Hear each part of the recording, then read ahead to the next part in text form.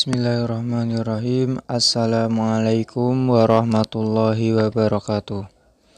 Perkenalkan, nama saya Muhammad Ferdiansyah, NIM 2120294, kelas Sejarah Peradaban Islam G, dengan dosen pengampu Arditya Prayogi M.Hum. Di sini saya akan menjelaskan tentang 3 kerajaan besar. Yang pertama, saya akan membahas tentang dinasti Fatimiyah. Berdirinya dinasti Fatimiyah ini dilatar belakangi oleh runtuhnya atau melemahnya dinasti Abbasiyah. Kebudayaan di dinasti Fatimiyah ini berkembang dengan ditandai didirikannya Masjid Al-Azhar sebagai kajian Islam dan ilmu pengetahuan. Para khalifah dinasti ini berkuasa di Tunisia dan Mesir kurang lebih 202 tahun, dari masa Ubaidillah Al-Mahdi sampai Al-Adid yang terakhir. Di kepemimpinan Al-Mahdi ini, ia penguasa yang sangat cakap dibandingkan khalifah-khalifah lain, yaitu ia menghukumati pimpinan propaganda yaitu Abu Abdullah Al-Husain yang bersengkokol dengan Abdul Husain.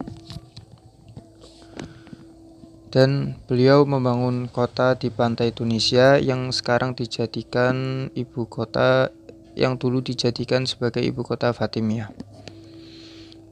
Jika membahas dinasti Fatimiyah ini, pastinya kita akan membahas kemajuan. Di dalam dinasti ini ada beberapa kemajuan, antaranya dalam administrasi dan militer. Yang kedua, kondisi sosial. Dan yang ketiga, bidang pengetahuan dan kesusastraan. Dalam militer dan administrasi, ada 3 jabatan pokok. Yang pertama, Amir, yaitu terdiri dari pejabat tinggi militer dan para pegawai khalifah. Yang kedua yaitu ada petugas keamanan. Dan yang ketiga sebagai resimen, yaitu berfungsi mengelola pusat-pusat armada laut. Dalam hal ini yang mengakibatkan dalam bidang militer dan administrasi pada masa dinasti Fatimiyah maju. Yang kedua, kondisi sosial. Kondisi sosial saat itu sangat baik karena bersikap moderat dan perhatian pada non-muslim. Walaupun ada satu khalifah atau pemimpin, yaitu Al-Hakim, yang tidak melakukan hal ini. Yang ketiga, dalam pengetahuan dan kesusastraan. Terbukti dalam dinasti Fatimiyah ini dibangun Al-Hikmah, yaitu sebagai tempat pusat penelitian astronomi. Yang kedua ada Masjid Agung Al-Azhar dan Masjid Agung Al-Hakim yang sangat terkenal.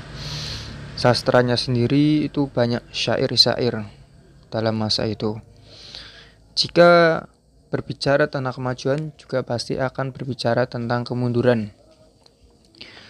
Salah satu kemunduran pada masa Fatimiyah itu yang pertama, adanya figur khalifah yang lemah, karena khalifah yang diangkat pada masa itu masih muda, antara kisaran 11 tahun seperti Al-Hakim, Al-Zahir 16 tahun, bahkan Al-Muntasir itu kalau tidak salah 11 tahun.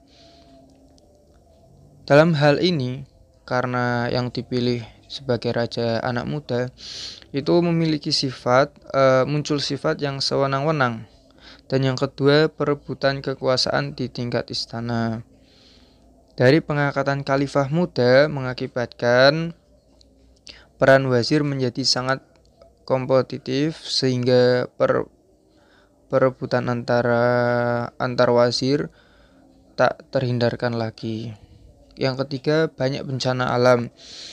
Bencana alam yang terjadi di Mesir itu Sungai Nil saat itu mengalami kekeringan sehingga semua proses pertanian itu gagal. Dan yang terakhir, keterlibatan non-muslim. Keterlibatan non-muslim ini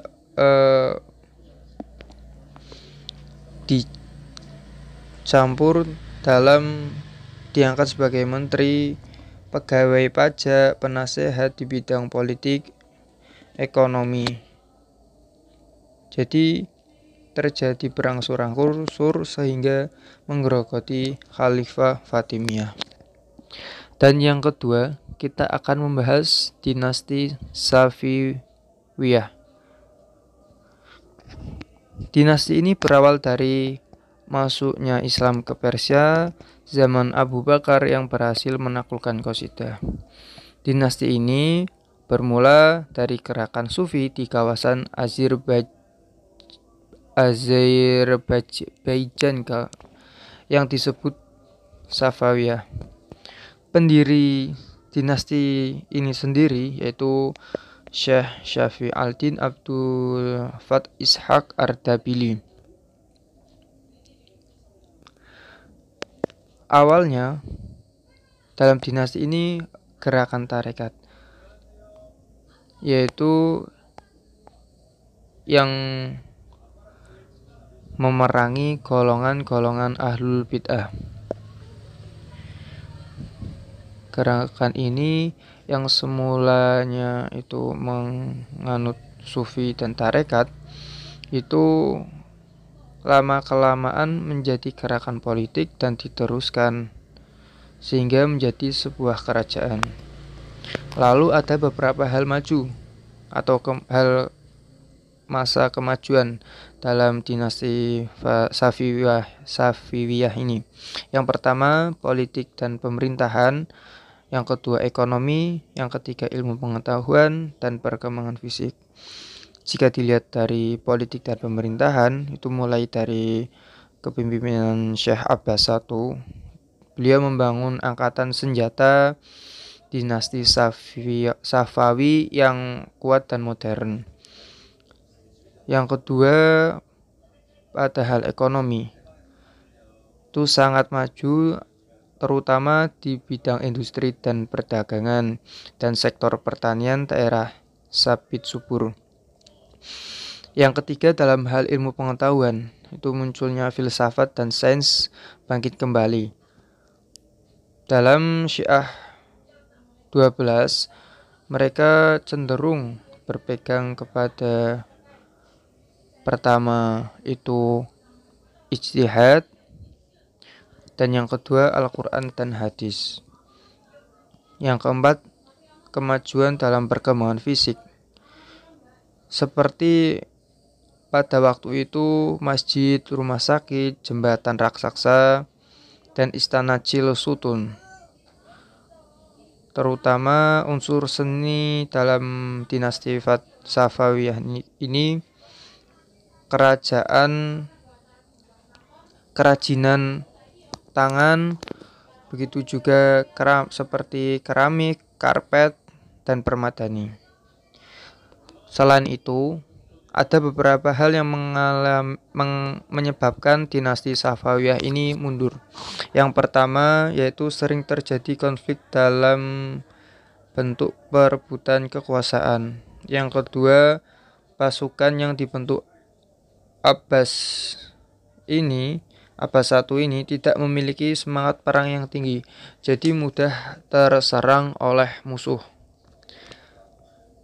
Selain itu, dekadasi moral pada pemimpin kerajaan. Yang keempat, ada konflik panjang dengan kerajaan Turki Utsmani yang disebabkan oleh perbedaan mazhab. Lalu kita akan membahas tentang kerajaan Mughal, yaitu berasal dari India. Kerajaan Mughal ini berasal dari peradaban India. Arab dan India ini mempunyai hubungan baik, yaitu dalam hal hubungan perdagangan. Dalam hal ini, penyebaran Islam pun disebabkan melalui jalur perdagangan. Kerajaan Mughal ini didirikan oleh Zahruddin Babud, dan setelah Zahruddin Babud ini meninggal, tak lama kemudian diganti oleh anaknya, yaitu Nasiruddin Humayun.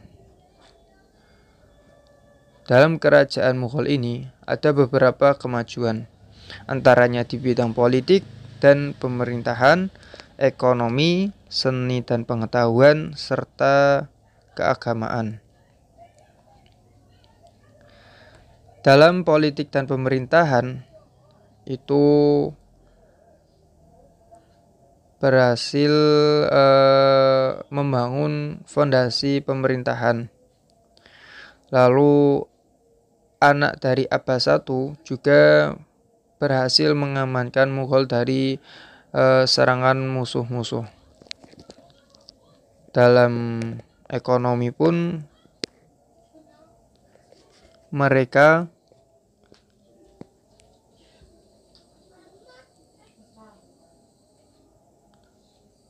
dalam hal pertanian, pertambangan, perdagangan sangat maju. Tetapi yang sangat mereka tumpukan yaitu pada pertaniannya. Yang ketiga itu ada keagamaan. Itu dibentuk dinillah itu upaya mempersatukan umat-umat beragama di kota India. Dan yang keempat, seni dan pengetahuan. Itu tidak diragukan lagi karena sudah terkenal bangunannya, yaitu Taj Mahal, Istana Fatpur Sikri, Masjid Jami' Quwwatul Islam. Dan yang terakhir ada pemberdayaan wanita, karena pada masa itu wanita tidak dihormati, percaya harga dirinya itu diinjak-injak. Namun pada masa Sultan Akbar ada larangan membakar wanita bersama mayat suaminya. Nah, itu adalah beberapa kemajuan di kerajaan Mughal. Yang terakhir kita akan membahas kemunduran dari kerajaan Mughal ini. Yang pertama, karena pewaris tahta lemah. Lemah dalam hal apa? Lemah dalam hal kepemimpinan. Yang kedua, ada stagnasi dalam pembiasaan kekuatan militer, yaitu dari Inggris. Saat itu Inggris tidak dipantau oleh kekuatan maritim tersendiri. Yang ketiga, ada kemerosotan moral dan gaya hidup mewah, sehingga yang terjadi pemborosan uang negara. Yang terakhir, kurang cakap pemerintahan, terutama pada masa Aurangzeb. Itu banyak terjadi konflik antar agama yang sukar diatasi. Terima kasih, semoga bermanfaat. Ini saja penjelasan dari saya, kurang lebihnya mohon maaf. Akhirul kalam, wassalamualaikum warahmatullahi wabarakatuh.